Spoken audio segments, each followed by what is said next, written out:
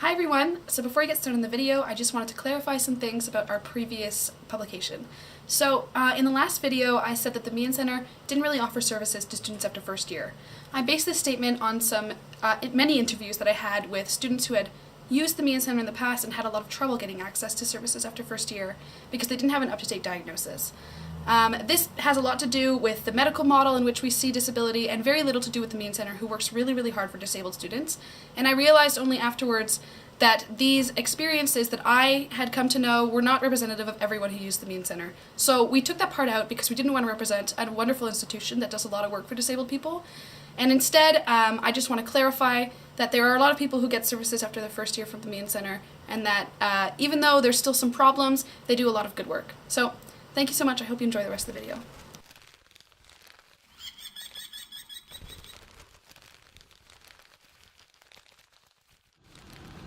Oh hey, didn't see you there. Thought I'd take you on a tour today of the Mount Allison campus, show you some of its quirks, some of its quirks, some of its very, very poor accessibility capacities, and some of its better ones. So I just want to start this tour off by saying that I'm not smart enough to do this, and I have absolutely no training whatsoever. But I do know my way around this campus, and we're starting here today in a beautiful location that is completely inaccessible.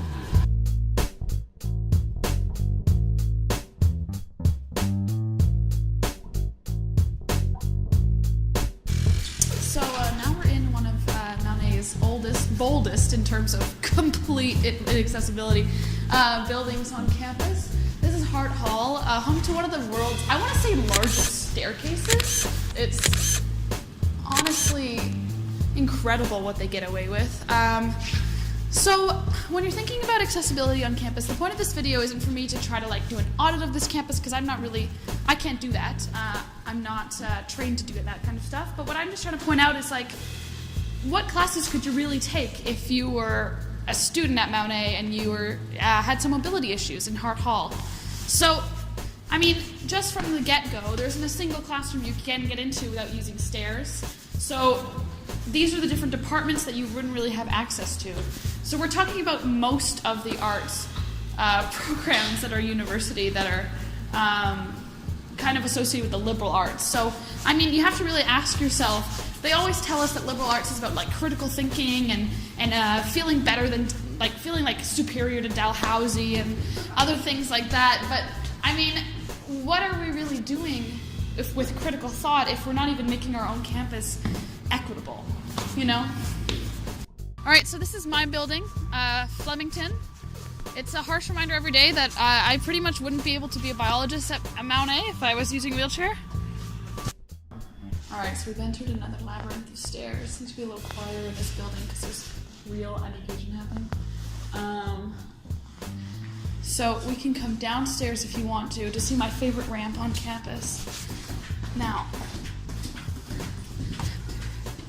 if you look around Flemington,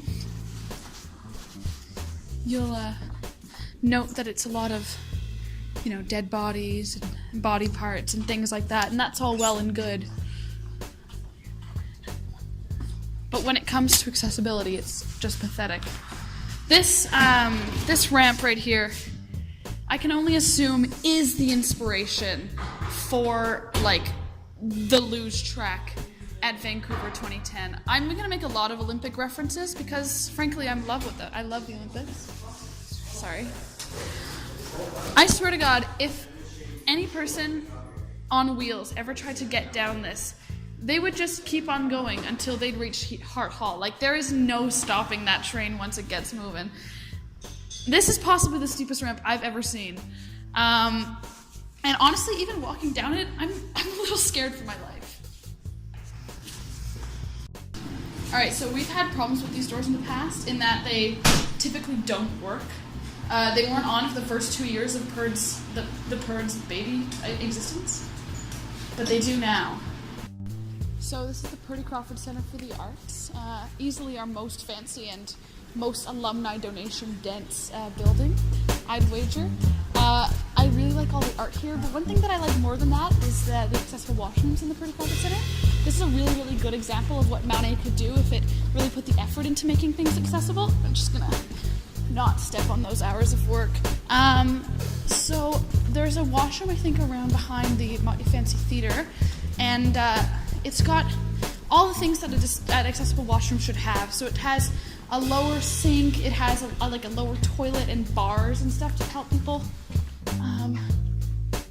So as you can see, we've got all the 4 types of people out there on this bathroom wall. When I was a little kid, I always used to try to draw my mom. It turns out that it's really hard, perspective-wise, to draw someone in a wheelchair as a child. So sometimes I would draw this exact symbol and put hair on it and be like, mother. And the teachers, they were stressed. So yeah, this is a great washroom. The sink is low enough for someone with who's using a wheelchair with mobility issues to easily get to. These bars help people get in and out of the off the toilet, and there's a nice little Argosy for you to read. So what ASSA does is we try to advocate for the rights of disabled students on this campus. I think that it's just really important because disabled rights are human rights, and frankly, not to oversimplify things, but making a building inaccessible, making services for people with mental illnesses inaccessible, and just kind of making campus only for able-bodied and neurotypical people, that's just straight discrimination in its most obvious form. And it's maybe it's not a violation of the specific laws in New Brunswick, but if that's not a violation of the Canadian Charter of Rights and Freedoms, I don't really know what is.